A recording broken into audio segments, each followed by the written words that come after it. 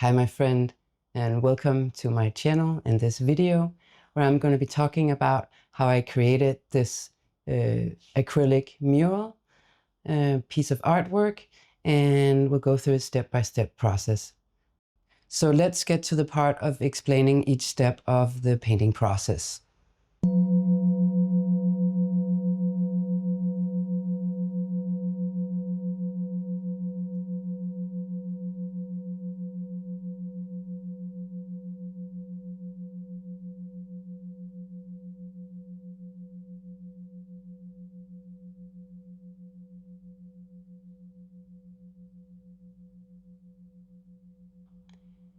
First, a little introduction to the piece. I was commissioned to do this artwork by a place called Croc Condos, and it was inside one of their studios that they rent out. And somebody had already started a pencil drawing on the wall, and the owner of the place wanted me to complete it. It was actually a super interesting job to do, for the very fact that half of the work was already painted on the wall by somebody else. I have no idea who that was. But what happened was that it encouraged me to do something different, to try something that I hadn't done before with my creativity and my painting. And it ended up being super interesting. Definitely very super interesting. Like how often do you get that? I was actually really appreciative about getting that job because it encouraged me to do something that I wouldn't normally paint, right? Because I had to stay in that style of painting that had already been set. The style of the person who had drawn on the wall was more in the Mehndi style, and I tried from that left side to move across to be more my side. That's a bit more, let's say, graphic and attempting, well, figurative. It's not naturalistic. My style is definitely not natural, but it's figurative, and it's maybe a little bit more close to nature, but with a surreal little twist to it, I suppose. So in short, I was commissioned to complete this work with color on the wall, and the size is about 1 meter by 2 meters.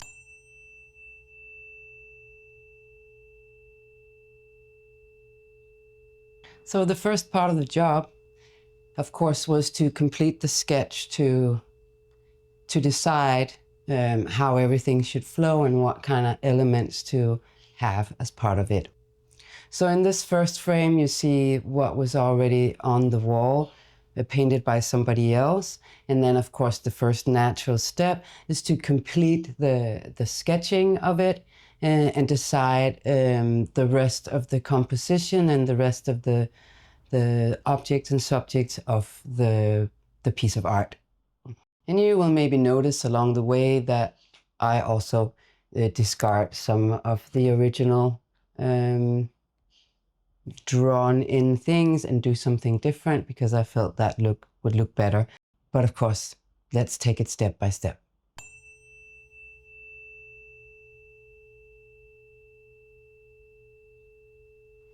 So actually, as I talked about in the previous video about starting from the background and working your way towards the foreground, and how that often makes sense when you're doing figurative or landscape painting. Actually, in this case, sure, there is some that are like, there are overlaps that indicate foreground and background in this piece of work, but it's not as set in stone what is foreground and background as it is with other types of painting. And especially because this painting doesn't really have a background, it's just sort of floating in the white of the wall. Yeah, so honestly, with this piece of work, once I had my sketch, it was more of a, where do I feel like some things, of course, you got to put a background color before you add your other layers. But for the most part, with this work, I just followed my intuition and filled in where I felt called to do the work. It's a wonderful process actually to work like that. I find that I prefer the not so stringent. I like these works where I can put my focus where my intuition and my heart is at the moment, where I enjoy. In fact, I try to apply that to other areas of my life, especially with this content creation.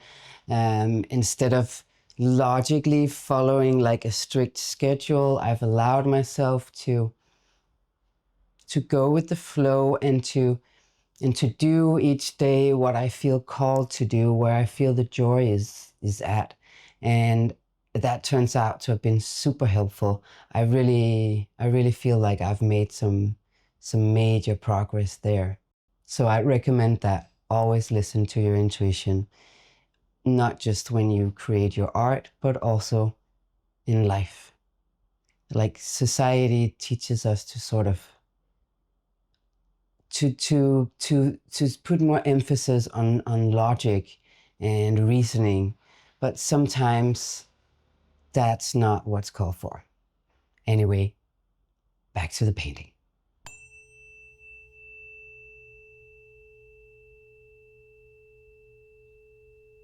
So even though I say there's no foreground and background, there are still some logical things where you would apply paint first. For example, in the left side of the frame where we have that like half flower with the feathers at the top, of course it makes sense to put in the blue before we do the pattern that's going to come there. And over on the right side of the frame, it made sense to fill in the details and the coloring and the shading of the jellyfish before adding the flowers that are in the foreground.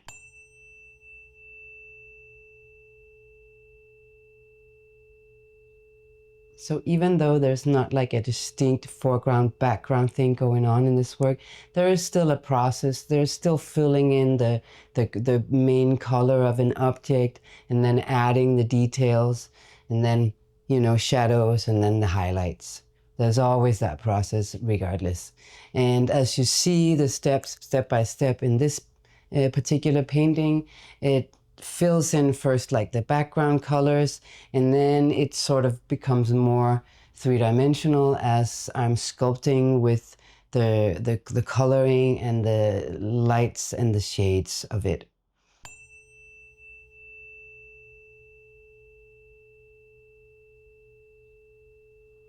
So an interesting thing that also happened while working on this piece of art was that it became a little bit like a meditation, because there are a little bit of like a doodling type of feel to working with this. Some of it has a little realism with shading and like sculpting with the shadows and the highlights. But a lot of it was more like doodling, like repeating a little swirl or um, and of course that just kind of sets me into sort of like a zoning in, like you don't have to think about it so much. You don't have to like, for example, in the contrast to the previous video I did about the side mount diver, that was more of attempting to get the feel from that photo that was given by the client, and there's a certain goal to reach, whereas here it was a bit more of a free and open um, job where I could follow my intuition more, where I could doodle a little more, and where the accuracy of things were not so important. And in fact, it's only at the end where all the little details are added. Like on the right side, the blue fan thing with the spiral swirly things. Like I had to bring the background color in and shade it to give it the feel, and then add the detail. Similarly with the dragonfly in the right side of the frame, I had the outline, but all the details of the wings and their texture was added at the very end of it.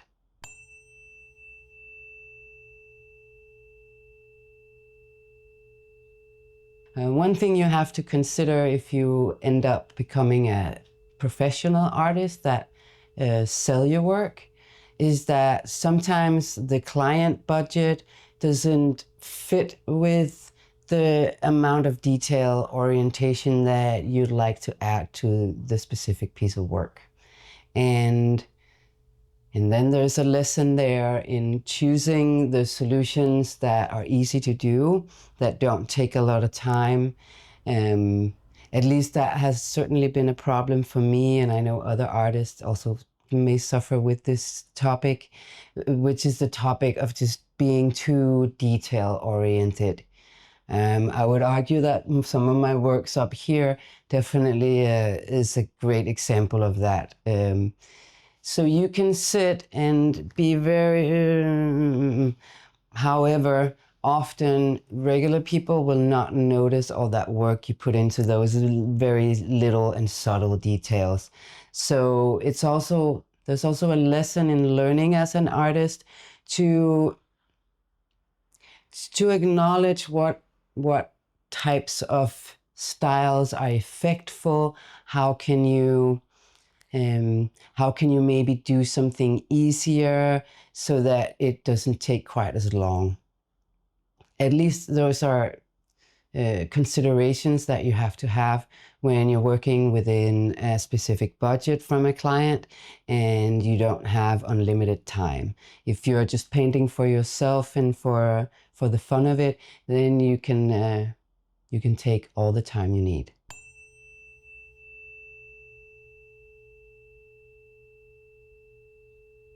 Were there any struggles with this painting? There seemed to always be a bit, so let's talk about that. So at the end with this painting, I was actually a little bit stuck about what to do in the center of the flower that turns into a fan, or whatever we call it, over on the left side of the format. The original sketcher had lined something up, and for a long time, I just skipped that part because I didn't really know what to do. And then finally, I came across a symbol that I was fascinated by, and that ended up making sense. And I also felt like we didn't have a lot of like yellow and light and warmth giving. So I kind of made it into a little bit of a sun with a symbol in it. To sort of complete the, what do we call that?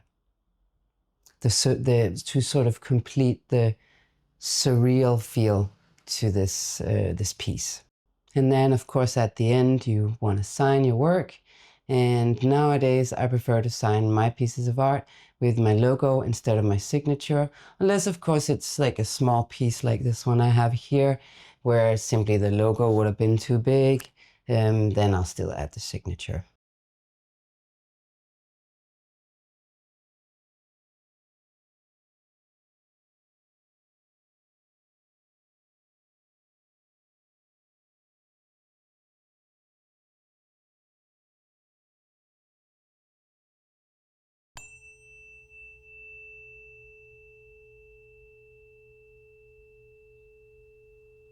I hope this step-by-step explanation of how I created this painting was helpful and inspiring for you to start your own painting journey.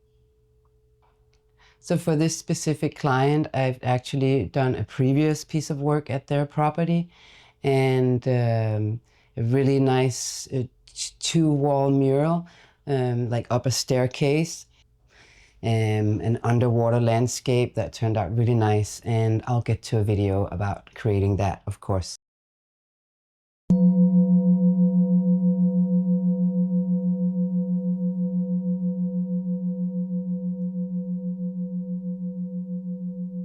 Thank you so much for watching. I really appreciate you. Please like, subscribe, and comment if you want to support this channel and help me grow.